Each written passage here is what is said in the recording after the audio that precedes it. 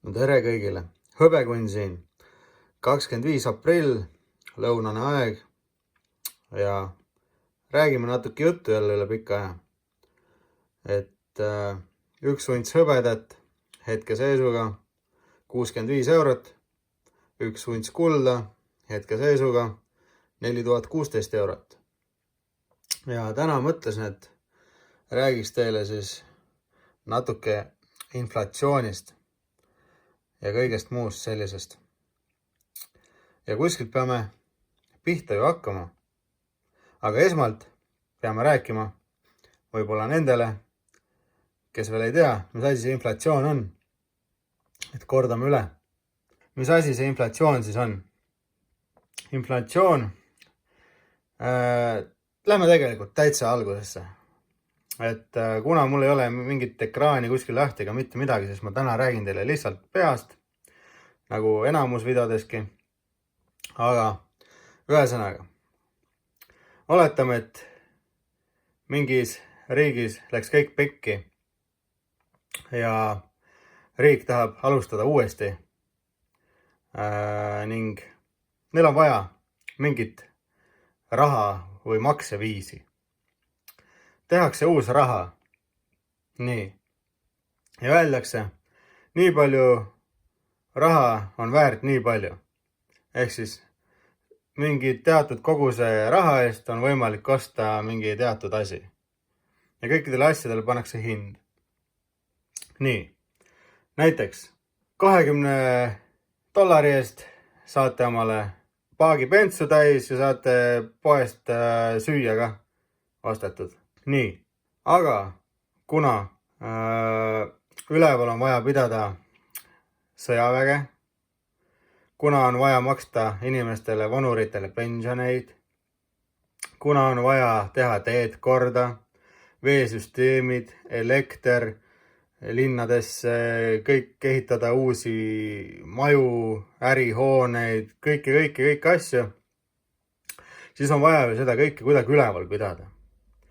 Ja mida siis tehakse? No, otse loomulikult hakkavad ju pangad raha juurde printima. Nii see on alati olnud ja nii see on ka tulevikus. Prinditakse juurde. Aga seesama 20 dollarit siis, mille eest te varem saite näiteks omale süüa ostetud poest ja veel paagi bensiini autosse, siis nüüd te võib-olla saate sama raha eest poest natuke süüa ainult ja bensiini ei saa üldse. Ja läheb aeg mööda, järgmised 50 aastat ja selle sama raha eest te saate omale paaki 5 liitrit bensiini, süüa ei saa üldse. Et tervest paagist ja toidukotist sai järsku ainult 5 liitrit, millega te põhimõtteliselt sõidate ainult paarkümmend kilomeetrit heal juhul. Ühesõnaga, inflatsioon on see, kui prinditakse raha meeletutes kogustes juurde, aga tegelikult ei lähe need asjad kallimaks. Asjad on ikka sama palju väärt, aga see raha muutub lihtsalt väärtusetuks. Selle nimi on inflatsioon. Ja täna mul on natuke rääkida teile võib-olla ajaloost, et mis oli kunagi ja nii edasi. Ühesõnaga, kes vähegi on ajalooga kursis, siis ütleme niimoodi, et iga raha saab ükskord läbi. Nii on olnud see alati ajaloos. Nüüd aga lähme tagasi ajaloost natuke ning lähme Saksamaale. Saksamaal siis 1920 aastal oli üks kuldmark võrdväärne 10 pabermargaga. 1920 aasta lõpupoole oli juba üks kuldmark väärt 20 pabermarka. 1922 aasta lõpuks oli üks kuldmark väärt üle 1000 pabermarga. Ning kõigest 3 aastat hiljem, kui hüperinflatsioon tabas Saksamaad, maksis üks kuldmark 1 triljon pabermarka. Saate aru või? Tõhiga triljon. Ühesõnaga, Saksamaad tabas siis hüperinflatsioon, raha prinditi nii palju juurde, täiesti väärtusetu ja üks kuldmark oli väärt 1 triljon pabermarka.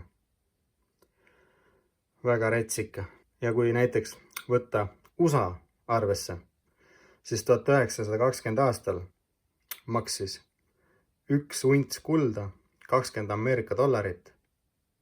Aga nüüd 100 aastat hiljem maksab 1 unts kulda üle 5000 dollari. 20-lt 5000-le. Ja mis selle tagajärg on? Loomulikult raha meeletu printimine. Ja ilmselt olete näinud ka, kui suures võlas USA on, kui suur riigi võlg USA-l on ja kui palju prinditakse seal raha juurde. Et see on ikka rets. Ja väidetavalt siis Ameerika on 99,995% peal põhimõtteliselt kukkumisel nagu raha suhtes siis. Et arvatakse, et dollar kukub kokku.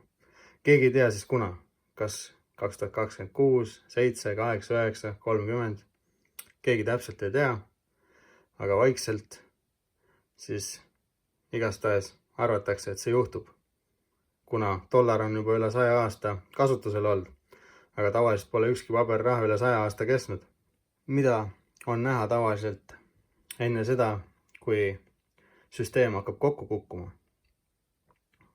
Nimelt siis hinnatõusud, näiteks aktsiaturgudel ja igal pool mujal tehakse selline tehislik, selline, kuidas öelda, nagu et kõik läheks maru hästi nagu, et näed, aktsiad tõusevad ja elu on nagu väga hea juba ja siis järsku täiega kukub.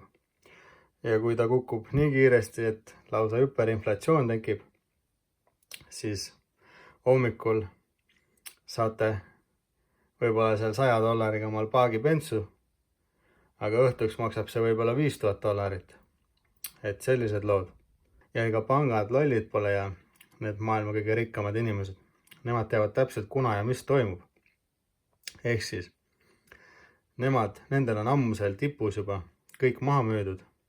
Kui teised vaatavad, et aktsiad löövad kuradi turgudel uusi tippe ja et nüüd on jumal ilusad ajad tulekul, siis tegelikult nemad müüvad ja ostavad kinnisvara, maad, kulda, hõbedat, kõike sellist.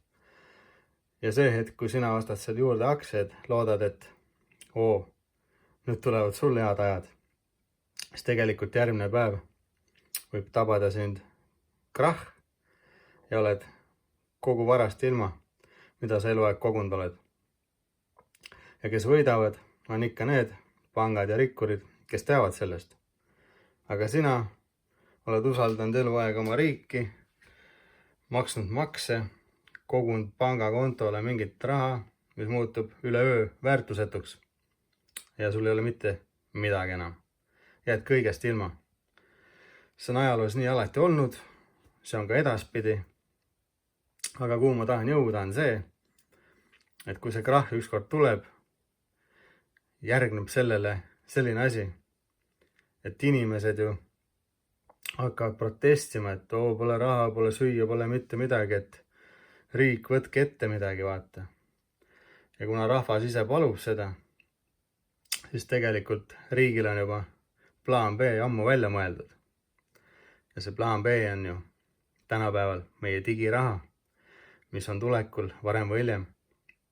Ja kuna rahvas nii õudselt ise palus seda, siis miks mitte võtame kohe kasutusele täiesti uus raha, digiraha. Aga see digiraha on ohtlikum, kui mis tahes raha kunagi on olnud üldse. Ohtlikum kui sõjad, ohtlikum kui mis tahes asi. Sellepärast, et alati on ju need riigipead ja maailma rikkamad kuningad ja kes iganes tahtnud rahva üle kontrolli saada. Aga kunagi pole see välja tulnud. Aga nüüd on see võimalus neil digiraha näol.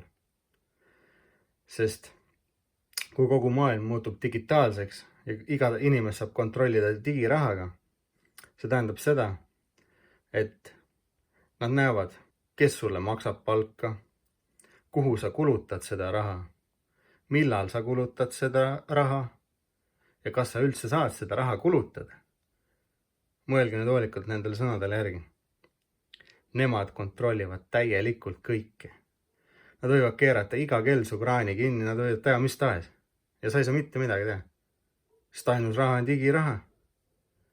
Ühesõnaga, ma arvan, et see ei lähe isegi seekord läbi. Ja kes on natukenegi vaeva näinud, siis nendel võib tulevikus hästi minna. Aga need, kes on eluaeg pangakontole või padjale paberraha kogunud, nendel võib väga kehvasti minna ja kindlasti läheb ka. Vot sellised lood. Nimelt Hiina siis eelmine kuu, märtsikuus 836 tonni hõbedat importis sisse, mis on ajaloo kõige suurem summa, mis üldse kuskil on nagu imporditud sisse. 1 kuu jooksul nagu. Ja USA siis põhimõtteliselt plaanib taastada oma hõbedavarud, mis kunagi oli. Need olid jõhkrad, ma ei mäleta, 135 miljonit tuntsi Google lattu. Ma võin selle summaga eksida. Igastahes plaanib reservi taastada. Et kui te veel ei saa aru, mida teevad maailma suuremad pangad või rikkamad inimesed, siis ma ei tea. Igastahes vaikselt tasapisi stäkkige juurde omale ja siin oli Hõbekunn. Nagu ikka, subscribe, like ja kommenteerige ja mis arvate asjast ja näeme järgmises videos. Tšau!